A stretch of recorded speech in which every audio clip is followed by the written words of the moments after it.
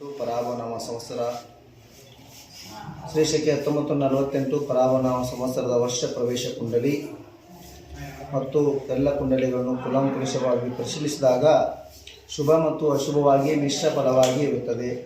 ಪರಾಭವನಾಮ ಸಂವತ್ಸರದಲ್ಲಿ ಮಳೆ ಕಡಿಮೆ ಆಗುವುದರಿಂದ ಕ್ಷುದ್ರ ಸಸ್ಯಗಳಾದಂತಹ ಅಲ್ಪ ಮಳೆಗೆ ಬೆಳೆಯುವ ಗೋಧಿ, ಹೆಸರು, ಗೆಜ್ಜೆ, ಶೇಂಗಾ ಇತ್ಯಾದಿಗಳು ಬೆಳೆಯುವು. ಪರಾಭವನಾಮ ಸಂವತ್ಸರದಲ್ಲಿ ಅರಸರು ಪರಸ್ಪರ ಯುದ್ಧ ಕಾರ್ಯಗಳಲ್ಲಿ ನಿರತರಾಗುವರು. ಈ ಸಂವತ್ಸರಕ್ಕೆ ಮಾಸಗಳಲ್ಲಿ ಜೋಳ, ಗೋವಿನ ಜೋಳ, ಗೋಧಿ, ಅಕ್ಕಿ, ಭತ್ತ, ರಾಗಿ, ನವಣೆ, ಸಜ್ಜೆ ಮುಂತಾದ ಆಹಾರ ಧಾನ್ಯಗಳು, ತೊಗರೆ, ಉದ್ದು, ಹುಳ್ಳಿ, ಕಡಲೆ, ಅಲಸಂದಿ, ಮಡಿಕೆ, ಹೆಸರು, ಅವರೆ ಮುಂತಾದ ದ್ವಿದಳ ಧಾನ್ಯಗಳು ತೇಜಿಯಾಗುವವು.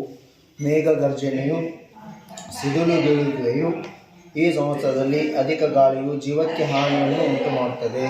ಜ್ಯೇಷ್ಠ ಮಾಸದಲ್ಲಿ ಧಾನ್ಯ ಸಂಗ್ರಹಿಸಲು ಉತ್ತಮ ಧನಲಾಭ ಇರುತ್ತದೆ.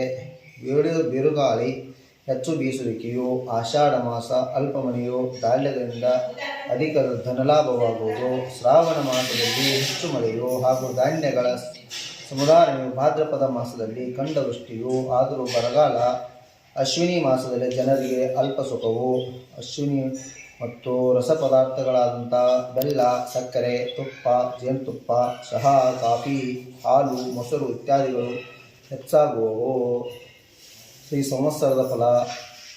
ಶ್ರೀ ಪರಾಭವನಾಮ ಸಂವತ್ಸರದಲ್ಲಿ ಮಳೆಯು ಕಡಿಮೆಯಾಗುವುದರಿಂದ ಸಸ್ಯಗಳು ಬೆಳೆಯುವವು. ಅರಸರ ಯುದ್ಧಗಳು ಕಾರ್ಯನಿರತವಾಗುವ, ದ್ವಿದಳ ಧಾನ್ಯಗಳು ತೇಜಿಯಾಗುವು. ಮೇಘ ಗರ್ಜನೆ, ಸಿಡಿಲು ಬೀಳುವಿಕೆ ಈ ಸಂವತ್ಸರದಲ್ಲಿ ಅಧಿಕ ಗಾಳಿಯಿಂದ ಜೀವಹಾನಿ. ಆಷಾಢ ಮಾಸ ಕಂಡವೃಷ್ಟಿ, ಬರಗಾಲ. ಅಶ್ವಿನಿ ಮಾಸದೊಂದಿಗೆ ಅಲ್ಪ ಸುಖ, ಧಾನ್ಯ ತೇಜಿಯಾಗುವುದು. ಈ ರೀತಿಯಾಗಿ ಇರುತ್ತದೆ. ಒಟ್ಟಾಗಿ ಈ ವರ್ಷದ ಸಾರಾಂಶ ಫಲ. ಈ ವರ್ಷ ಅಶ್ವಿನಿ ಮಾಸದಲ್ಲಿ ಹಂಡೆ ಬಾಂಡೆಗಳು, ತಾಮ್ರ, ಬೆಳ್ಳಿ, ಬಂಗಾರ, ಹಿತ್ತಾಳೆ ಸಮುದಾಯ ಕಾರ್ತಿಕದಿಂದ ಮುಂದಿನ 5 ತಿಂಗಳವರೆಗೆ ಪ್ರಜೆಗಳಿಗೆ ಸುಖ.